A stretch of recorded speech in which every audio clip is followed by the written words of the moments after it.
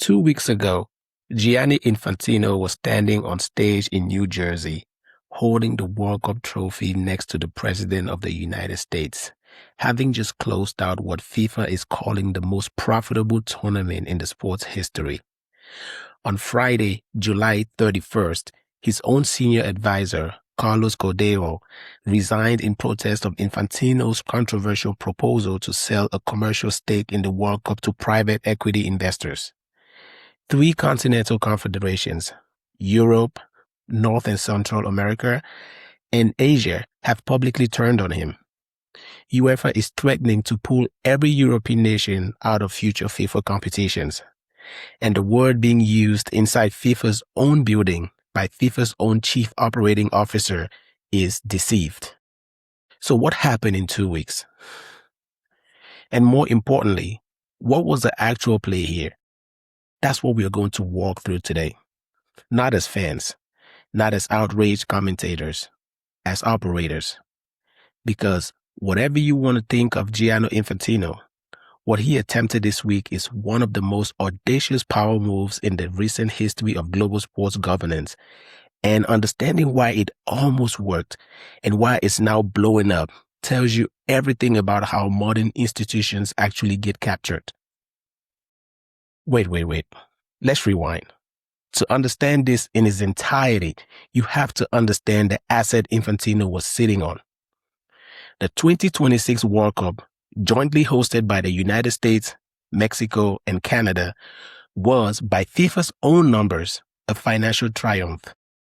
Expanded field, more matches, more broadcast windows, more sponsorship inventory.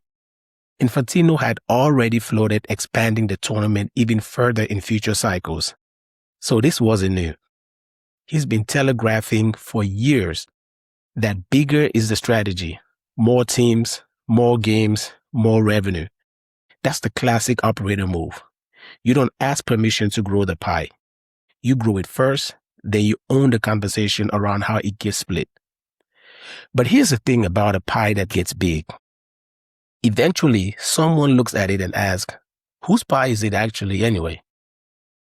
Last week, reporting broke that Infantino had been working quietly without bringing his own confederations into the room on a plan to spin FIFA's commercial operations into a new subsidiary. The anchor investor identified in reporting is a New York investment firm founded by Joshua Kushner, brother of Jared Kushner, son-in-law of President Donald Trump, who himself sat next to Infantino at the trophy photo op 2 weeks earlier. Sit with that sequencing for a second. The relationship building, the White House proximity, the Peace Prize ceremony, the joint appearances, all of it happened before the private investment plan became public. Whether that's coincidence or groundwork is exactly the kind of question an operator will be trained to ask, and exactly the kind of question FIFA's confederations are now asking out loud. When FIFA's plan leaked, the organization's official response was 2 words essentially: nobody is selling football. A clean, tight denial. The kind of line a communications team drafts in advance for exactly this moment, which tells you they knew this was coming. The plan didn't survive 72 hours before it drew blood from inside Infantino's own circle. Carlos Cordero, a former Goldman Sachs banker, the former president of United States Soccer, and critically Infantino's own senior advisor and FIFA's representative on the White House World Cup Task Force, resigned publicly in protest.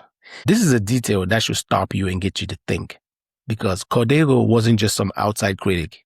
He was inside a room that mattered most, the room connecting FIFA to the Trump administration. And he says he wasn't even told about the plan. He found out along with everybody else. He didn't just stop at resigning. He explicitly called on other senior FIFA staff to speak out too. And that's exactly what they did. FIFA's own chief operating officer, a longtime Infantino colleague going back to their UEFA days together, said staff had been deceived by the lack of transparency around the plan and that they deserved better than contempt and intimidation. He called it pointedly the project of one person. That's not the Confederation criticizing FIFA from the outside. That's the second highest operational executive in the building saying the president ran a $20 billion decision as a solo act. Once the inside cracks became visible to the public, the outside ones came really fast. UEFA moved first and hardest, voting to threaten a boycott of future FIFA competitions if the private investment plan isn't abandoned entirely, with binding guarantees that FIFA will never again open its governance or competitions to private ownership. That's not just a statement, that's a nuclear option on the table. Then, CONCACAF followed. Then the Asian Football Federation, notably an organization whose longtime president narrowly lost the 2016 FIFA presidential election to Infantino himself, came out in opposition to, calling for FIFA to urgently review its entire governance and decision-making framework. 3 of FIFA's 6 confederations, representing the overwhelming majority of the sport's revenue and player pool, publicly came out and against the sitting president's signature financial project within a single week. Just for context on how fast that is, FIFA is a 211-member confederation body that moves by design like a supertanker. Getting UEFA, CONCACAF, and the AFC aligned on anything in 72 hours is not normal. It's a signal that the resentment here was clearly loaded. The private equity plan was just a trigger. Here's where it connects to something that had already been simmering before the scandal: the Argentina conspiracy theories. During the 2026 World Cup, a real and vocal current of suspicion built up online. Accusations that FIFA's officiating had quietly favored Argentina and Lionel Messi throughout the run to the final. Things like the controversial VAR reversal against Egypt in the knockout stage. There were online petitions, one reportedly gathering over 6 million signatures demanding Argentina's disqualification. Statistical arguments circulating about fewer cards and more favorable calls. FIFA and its refereeing chief flatly denied all of it. Then, after Argentina actually lost to Spain in the finals, a letter from Infantino to the Argentine Federation leaked. Warm, congratulatory, thanking them for their professionalism, a word that landed really badly given a bench-clearing brawl at the final whistle was still under FIFA's investigation. Now, I want to be careful here because this is the difference between analysis and conspiracy. There's no verified evidence that FIFA fixed outcomes. There is no doubt that referees and match officials made contested calls. Contested calls happen in every tournament, and Argentina's own manager publicly dismissed the bias claims as something said about Argentina for a very long time. But from an operator's perspective, the facts of the claim don't need to be true for the claim to do damage. What matters is that Infantino had already spent the tournament being perceived, fairly or not, as a man who bends the institution towards whoever's useful to him in the moment. Things like favorable draws, diplomatic apologies, a trophy photo op with the sitting US president, a warm letter to the very team the internet has just spent a month accusing him of protecting. By the time the private equity story broke, Infantino didn't have any credibility left in the reserve. The Argentina narrative primed the audience, and more importantly, primed the confederations to assume the worst about the next thing he did quietly. That's not a coincidence of timing.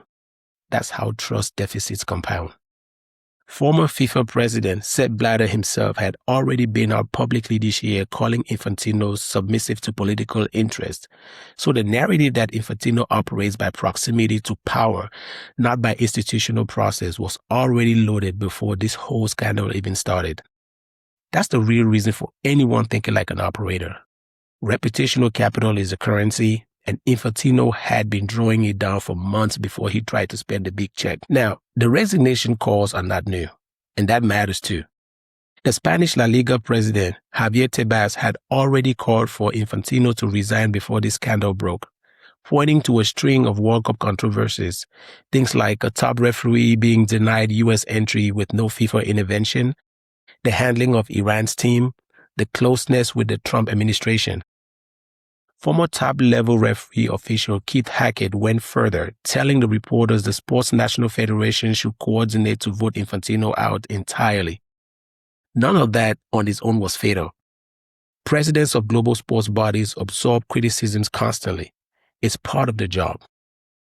What makes this different is that the criticism has moved from outside voices, people like pundits and rival executives and ex-officials, to people who were, until a few days ago, inside his own operation. That's the actual threshold that matters in institutional politics. Outside critics can be ignored indefinitely. Insiders resigning in protest can't, because every other insider is now doing the math on whether staying loyal is still the smart move. So let's look at what the actual play was. Infantino built political capital with the most powerful government on earth during the biggest, most profitable World Cup in history. He used that positioning to try to move fast on privatizing FIFA's own commercial engine, arguably the single biggest structural change to how the World Cup is owned since FIFA's founding, without bringing his own confederations into the room first. That's not an accident. That's a deliberate bet that the money and the momentum from a successful tournament will be enough to make the confederation swallow it after the fact, the same way expansion plans and hosting decisions have often been presented as fait accompli in the past. The bet failed, for now, because he underestimated two things. First, that his own inner circle would rather protect their institutional credibility than protect him personally. Second, that a fan base already primed to see him as someone who plays favorites would extend zero benefit of doubt to his next unilateral move. Whether the FFA deal survives in some renegotiated form, or whether this is the moment historians point to as the beginning of the end of the Infantino era, is genuinely unresolved right now. Reporters are still tracking this by the hour, but the structural lesson is already locked in. Even the most powerful person inside an institution is still operating with borrowed authority. The moment the people beneath you stop believing the borrowing will ever be repaid, the whole play collapses at once, not gradually. That's the story so far. Whether it ends with Infantino forcing this through, walking it back, or walking away from FIFA altogether, we'll be tracking it as it develops. So I'll ask you this. What do you think of Infantino's tenure as the president of FIFA so far? Do you think this World Cup was a success or was a failure? Let us know in the comment section.